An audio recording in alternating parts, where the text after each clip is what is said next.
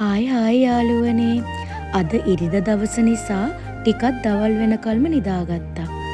ඊට පස්සේ නැගිටලා වෙනද වගේම දත් මැදලා මූණ සෝද ගත්තා.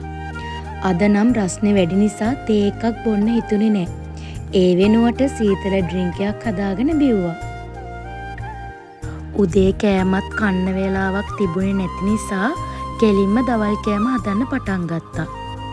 අද මම සුදු බත් හදලා තලපත් මාළු මිරිසට හදලා පරිප්පු උයලා කෙහෙල්මුව තෙල් දැම්මා. තනියට පපඩමකුත් බෙදගත්තා. ඉතින් මම අද උයපු විදිය මේ වීඩියෝ එකකින් ඔයාලට බලන්න පුළුවන්. ඔයාලා උයන විදියට වඩා වෙනස් වෙන්නත් පුළුවන් මම උයන විදිය. බලලා ඔයාලගේ අදහසත් කමෙන්ට් එකකින් කියන්න.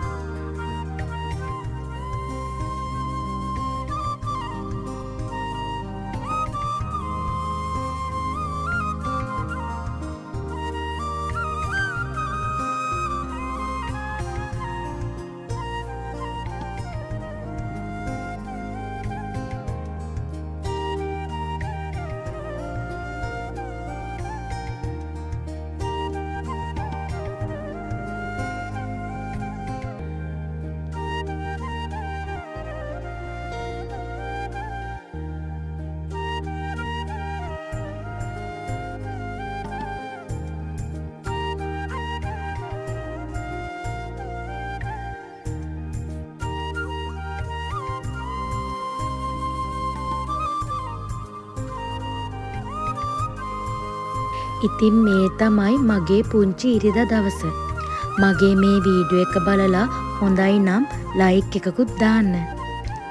බොහොමත්ම ස්තුතියි මගේ වීඩියෝ බලන ඔයාලා හැමෝටම. අලුත් වීඩියෝ එකකින් ආයෙත් හමු වෙමු.